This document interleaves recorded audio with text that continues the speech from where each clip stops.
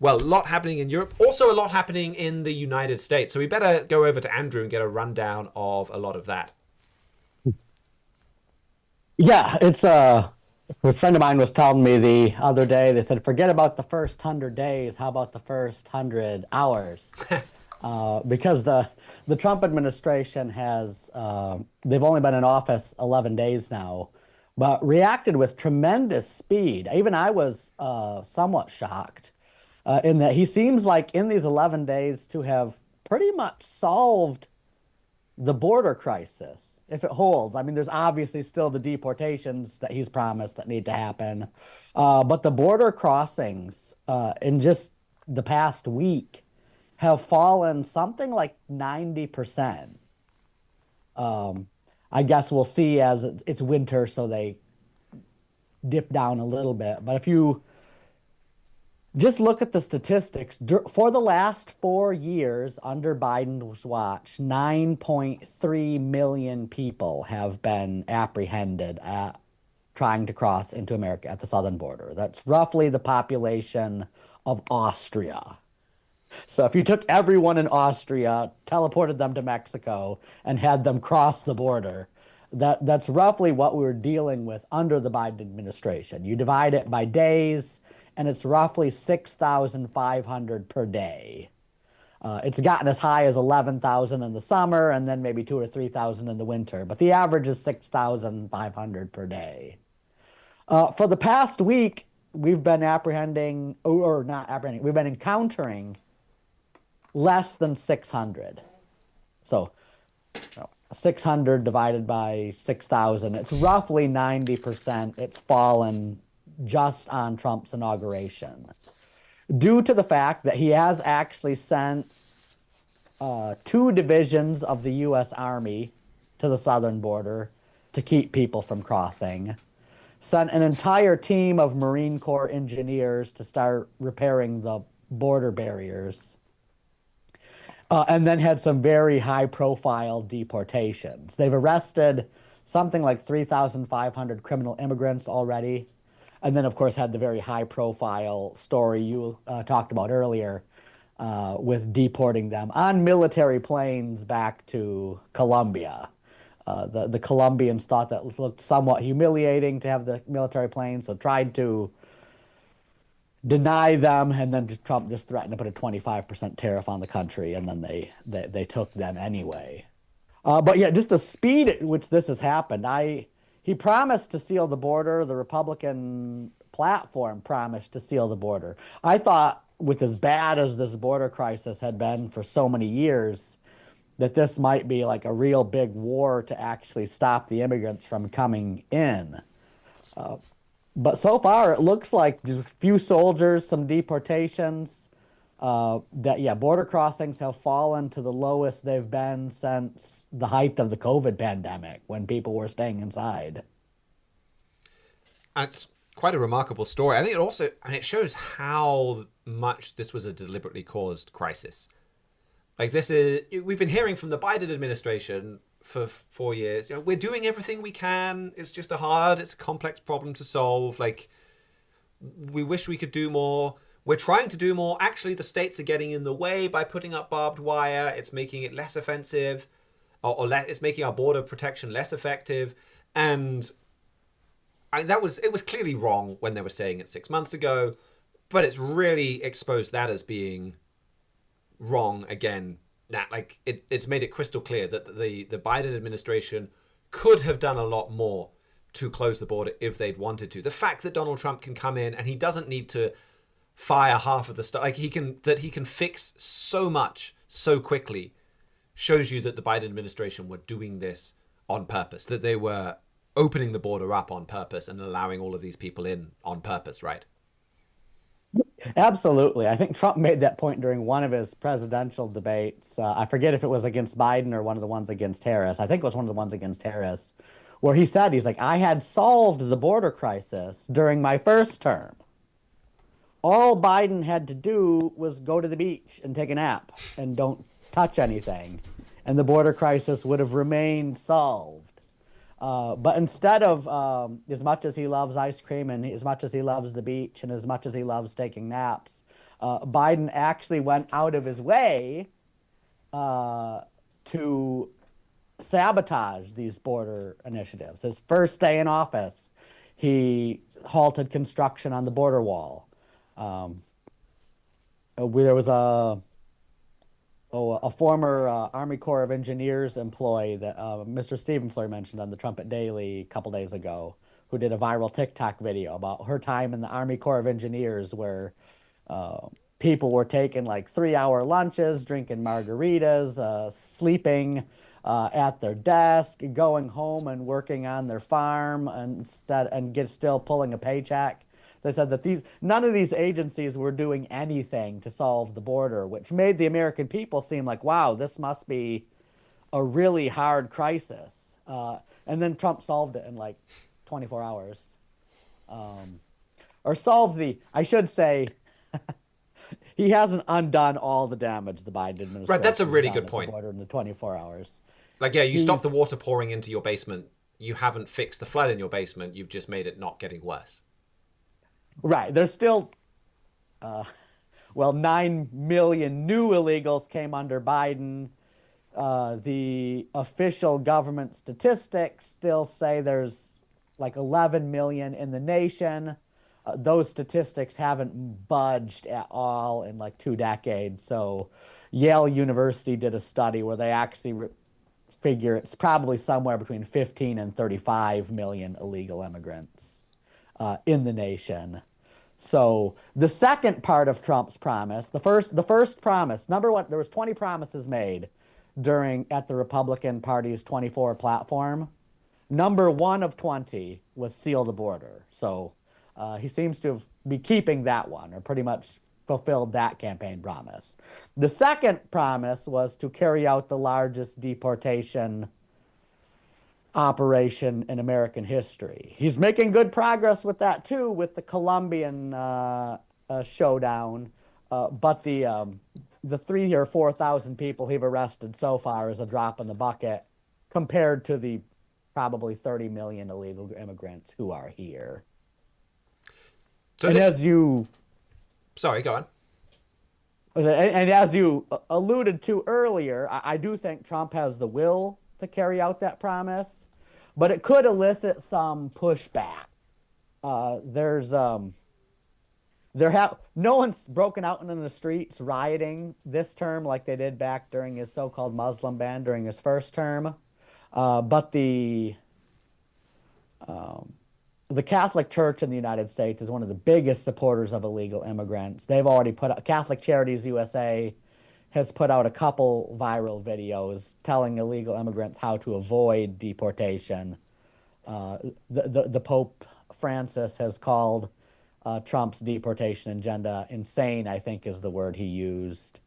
And so we could definitely see some pushback from that in the time going forward. Who was it? It's the president of the United States Catholic Bishops Conference, Jose Gomez. I'm always shocked at how blunt he is with how he describes things, but he's honest, at least. Where his new book phrases it this way. He's like, well, he said, like back in the Middle Ages, he's like, you had like Latin culture in Italy and like English culture in England, and they were oftentimes opposed to each other. It's like that cultural divide has been projected onto the New World, where you now have Latin America and Anglo America. Everything south of the Rio Grande is a Latin culture. Everything north of the Rio Grande is primarily an Anglo Protestant culture. And so this man who's running the U.S. Catholic Bishops Conference, that's definitely how he views Trump's deportation agenda. It's not so much a matter of just enforcing the law, but an actual culture clash between like Latin America and Anglo America. Trump's trying to deport all these illegal immigrants who came from Latin America back to their home countries, and then you're getting the Catholic Church and Colombia and a number of these Latin nations banding together against that. And logically, from their standpoint, reaching out to Europe because there is like it's called Latin America because it's from like land the ancient kingdom of Latonium in Italy. There's an old cultural tide between Europe and Latin America, continental Europe and Latin America, that's a lot deeper than whatever temporary alliances America's made with Colombia in the past few decades. They say Colombia may have been our best ally in Latin America for a while, but they were never it was never a very deep-seated alliance. Their alliance has always been back through their language, through their culture, through their religion to the Latin-speaking regions of Europe, France, Spain, Portugal, Italy, etc. Now, I think you had a clip that you wanted to play here that talked about as well. You know, this clash that is prophesied between Europe and the United States, and even the way that Europe would work with and draw closer to Latin America was prophesied. But even this migrant crisis itself is prophesied. And this is something Mr. Flurry talked about in a 2014 Key of David. America has a serious problem on its southern border, and the nation is deeply divided about that problem and many others. And did you know that that immigration problem is actually prophesied in your Bible? The British nation also has a serious immigration problem, and very similar in some ways to what's happening in America. And they too are deeply divided about that issue and many other issues. But they too, their problem too is prophesied in your Bible. Now this is something that's going to affect every single one of us. And so we need to understand it. I'd like to give you a simple plan, just a simple plan so that you can prove to yourself that that immigration problem is prophesied in the Bible. And we can just follow a few scriptures and see that. Now, we are over an hour, so we do need to wrap this up in pretty short order. But could you give us some of that rundown of how this is prophesied, Andrew? Yeah, that's actually a really good Key of David program from, like I said, 2014, so over 10 years ago now. And he goes through, actually primarily, I believe the main scripture he focuses on in that program is Deuteronomy 28 and verse 52, that talks about if end-time Israel, America and Britain, rebel against God's law, he'll send a foreign enemy against them, who will besiege them and all their gates until your high and fenced walls come down. We also have an article we put in the show notes entitled Where America's Race Riots Are Leading, that was partially based on that Key of David program, that talks about, like, when it says you're besieged in all your gates, it's talking about sea gates like the Panama Canal. But when it talks about your high and fenced walls come down, it's talking about like the border wall and illegal immigrants pouring into the nation. So Mr. Flurry was describing back all the way in 2014 about how this prophecy about America's high and fenced walls coming down was being fulfilled by this huge migrant crisis that's been plaguing the nation. If you remember, Donald Trump came on the scene, political scene. He'd been on the real estate scene for long before that. But he came on the political scene only about a year after that Key of David program, 2015, then ran in 2016, with a promise to build a wall. And so that phrase, build the wall, is kind of what made Trump famous. And so it's this prophesied border crisis that's probably largely responsible for both Trump's first and second terms. And so now it's like a reaction against this prophesied curse. And now, just with a few soldiers and some will, he's halted the border crisis. But the fundamental problems of like all these illegals from Latin America wanting to invade America are still there. And so that crisis could easily come roaring back as bad as it was before, uh, if the Trump administration goes away or is unsuccessful. And so that also ties into the prophecy we talk about so much in 2 Kings 14, verses 26 through 28, about God saving Israel from bitter affliction temporarily. This migrant crisis was bitter affliction that could have um, destroyed the nation if it had been allowed to continue long enough. The Trump administration has stopped it in order to like give America a temporary reprieve. But that reprieve will only be temporary unless you get to the root cause addressed in Deuteronomy 28, verse 52, saying that these are the curses that will come on you if you disobey my laws. So an important piece to understand, and we did have invasion on our cover last. I think we had a couple of stories talking about migration last year. So, but then we're getting that reprieve now, seeing that turned around. Well, did you want to just quickly bring us any other American stories or Anglo-American, I guess, from the English-speaking world, stories that are worth knowing about this week? Yeah, there's a few others you mentioned before about the plane crash in Washington, D.C. An American Airlines plane collided with the Black Hawk helicopter, killed 63 people. Still looking into that story. The latest I've seen from President Trump is that Black Hawk helicopters are supposed to fly below 200 feet elevation in that area so they don't hit planes. And this particular helicopter was well above the 200 feet limit, indicating that it looks like that this collision was the fault of the military, not the fault of American Airlines so much. Trump in particular is trying to blame it on the diversity, equity, and inclusion agenda, saying that the military's not been hiring very qualified people because they're trying to keep diversity. And even though I haven't had a chance to actually see who was piloting the helicopter yet,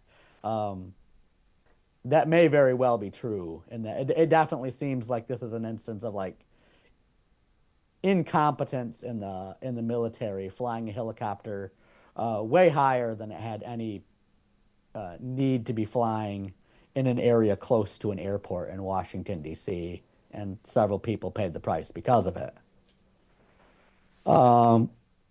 In some other stories, the trade wars are escalating. We already talked about how Colombia backed down after Trump threatened to tariff them. But Trump's 25% tariff against Mexico and Canada goes into effect tomorrow. And the President Trump also announced this week that there's also going to be a 10% tariff on China that will go into effect tomorrow. And he said new tariffs on, not against particular nations, but on aluminum, computer chips, copper, defense equipment, pharmaceuticals, steel, and semiconductors will be coming soon. These are all items that have been deemed necessary for national defense, and it's probably unwise to be too reliant on other nations for things like steel and copper. So new tariffs on those will be coming shortly. Other than that, it looks like I have a story about Louisiana's electrical grid is still facing mounting challenges as natural disasters increase. No particular natural disaster in Louisiana this week, but just the number of hurricanes and other natural disasters that have devastated that region over the past few years is starting to make it hard for the infrastructure to keep electrical prices at an affordable level. And then also, finally, another concerning report, another ripple effect probably from the COVID-19 pandemic and the lockdowns and the school shutdowns, is that only 67% of eighth graders scored at a basic reading level in 2014. That's the lowest rate since testing began in 1992, and just another indication of how like America's failing the next generation by not even really stilling our children with basic literacy.